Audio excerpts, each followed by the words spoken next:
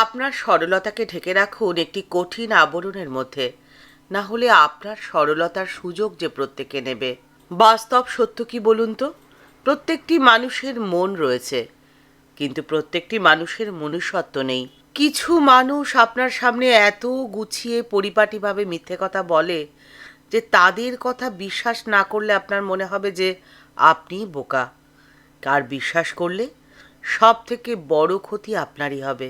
তাই যে সম্পর্ক আপনাকে মানসিকভাবে অস্থির করে দেয়, অশান্ত করে দেয়, আপনাকে অসম্মানিত করে, সেই সম্পর্ক জীবন থেকে মুছে ফেলুন। সে হোক আপনার বন্ধু, আত্মীয়, কিংবা খুব কাছের কেউ।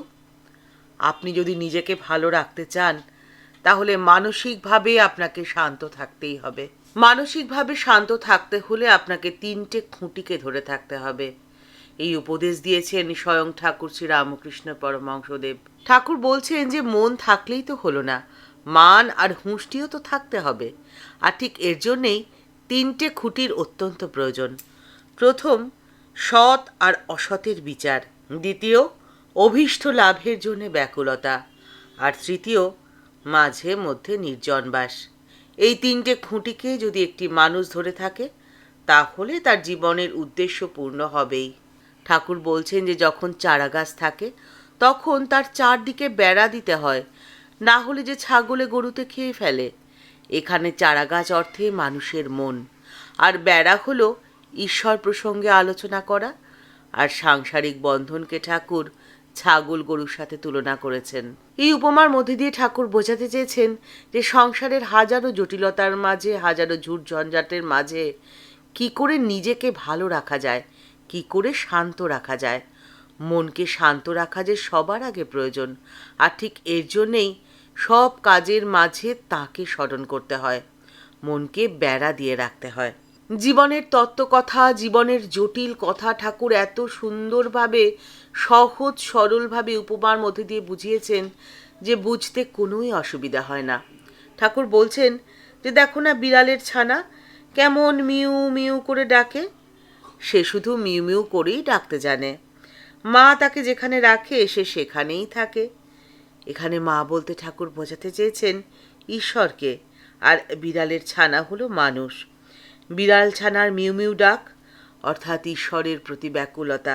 ঈশ্বরের সম্পূর্ণ নির্ভরতা আপনাকে অনেক শান্ত, ধীর, স্থির করে দেবে। কারণ আপনাকে যা কিছু দিয়েছেন, আপনার কাছে যা কিছু আজকে আছে, সব কিছু যে তিনিই দিয়েছেন। আর যা কিছু আপনার থেকে হারিয়ে যাচ্ছে, তিনিই কেড়ে নিচ্ছেন। এখানে আপনার কিচ্ছু করার নেই। আপনার মনের মধ্যে এই বিশ্বাসটি যদি দৃঢ়ভাবে থাকে, তাহলে আপনি কখনো অস্থির, অশান্ত হবেনই না। এই জটিল তত্ত্বকথাটি ঠাকুর কত সুন্দর উপমার মধ্যে দিয়ে বুঝিয়েছেন। ঠাকুর বলছেন কচ্ছপ জলে চড়ে বেড়ায়, কিন্তু তার মন কোথায় পড়ে আছে জানো? তার মন আড়ায় পড়ে আছে, যেখানে তার ডিমগুলো রয়েছে। কচ্ছপ অর্থে মানুষের মন, আর জল অর্থে সংসার ধর্ম, আর আড়ায় পড়ে থাকা ডিম অর্থে স্বয়ং ঈশ্বর। সংসার ধর্ম পালন করতে করতে ঈশ্বরেতে মন রাখার নির্দেশ এই ছোট্ট একটি উপমার মধ্যে দিয়ে ঠাকুর আমাদের প্রত্যেককে দিয়ে গেছেন। তবেই যে আমাদের জীবন হবে সুন্দর। যে মানুষ যে অবস্থাতে রয়েছে, সেই অবস্থায় ধর্ম যদি তাকে সাহায্য করতে নাই পারল, তাহলে যে ধর্মের কোনো মূল্যই নেই, সেটা শুধুমাত্র কয়েকজন মানুষের মতবাদ হিসেবে থেকে যায়। ধর্ম হলো সেটাই যেটা মানুষকে উন্নত থেকে উন্নততর করতে পারে। ঠাকুর মা ও স্বামীজির ভাব ও আদর্শ আমাদের এই শিক্ষাই দেয় যে প্রত্যেকটি উপাসনার সারসত্য হলো অন্যের উপকার করা আর শুদ্ধ চিত্ত হওয়া।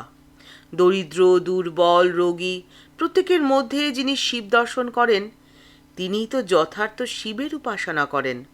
আর যে মানুষ কেবল প্রতিমার মধ্যে শিবের উপাসনা করে, সে তো প্রতারক মাত্র, সে ধার্মিক নয়, সে প্রকৃত পক্ষে অধার্মিক।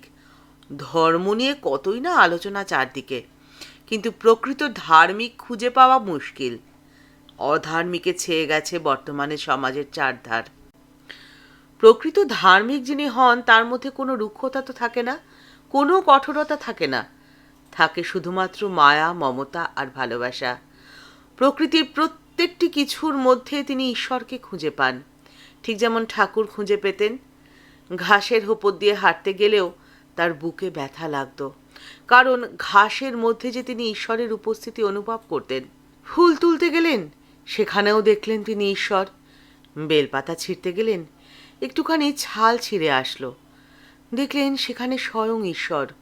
প্রত্যেকটি বস্তুর মধ্যে তিনি ঈশ্বরকে উপলব্ধি করে ঈশ্বরের সাথে মিলেমিশে একাকার হয়ে গিয়েছিলেন। কিন্তু এই রকম উচ্চ ভাবের অবস্থা তো সাধারণ মানুষের হওয়া সম্ভব নয়। সাধারণ মানুষ শুধুমাত্র মানুষের মধ্যে ঈশ্বরকে খুঁজতে পারেন। ঠাকুর তো বলেই গেছেন, তোমরা যদি প্রতিমার মধ্যে ঈশ্বরকে খুঁজে পাও, তাহলে মানুষের মধ্যে কেন পাবে না? মানুষের মধ্যে ঈশ্বরের প্রকাশ তো সব থেকে বেশি, কারণ মানুষ তো জীবন্ত। তাই প্রত্যেকটি মানুষের মধ্যে তোমরা ঈশ্বরের উপস্থিতিকে অনুভব করো। প্রত্যেকটি কাজ তোমাদের হয়ে উঠুক ঈশ্বরের সেবা, ঈশ্বরের আরাধনা। দেখবে তোমরা কেমন শান্ত থাকো, তোমাদের জীবন কতটা উন্নত হয়ে যায়। তোমরা তখন আর মানুষ থাকবে না, মানুষ থেকে দেবত্বে উন্নীত হয়ে যাবে। ঠাকুরমা ও স্বামীজির চরণে প্রণাম জানিয়ে আজকের পর্ব এখানেই শেষ হলো। দেখা হচ্ছে পরের পর্বে।